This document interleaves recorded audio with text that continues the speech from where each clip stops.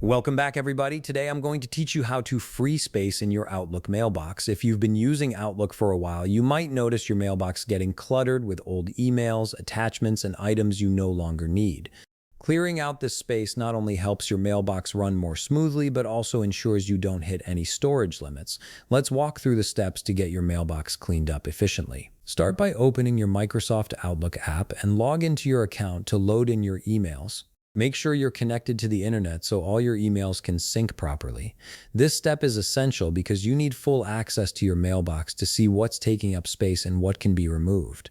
Give it a moment to fully load, especially if you have a lot of emails or attachments. Once your emails have loaded, it's time to access the cleanup tools. Navigate to the File menu located at the top part of your screen where all your tools and menus are organized. Click on the File tab to open it. This is the control center for managing your Outlook account settings, and it's where you'll find the tools necessary to free up space in your mailbox. Once the File menu has opened, look at the right side of the screen. You'll see your mailbox settings displayed here, along with information about how much space you're currently using. Now, to access the mailbox tools and free space in your Outlook mailbox, click on the Tools drop-down. From there, select Mailbox Cleanup.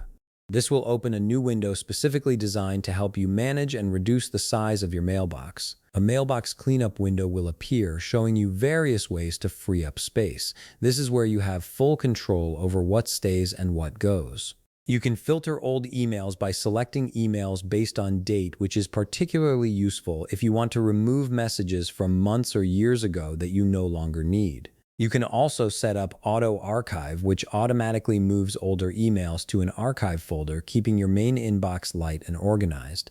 Another option is to empty your deleted items or trash folder, which often holds a surprising amount of data even after you think you've deleted things.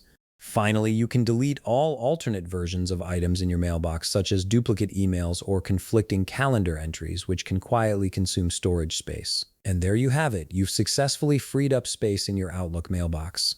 If you found this video helpful, please leave a like, subscribe, and see you in the next video.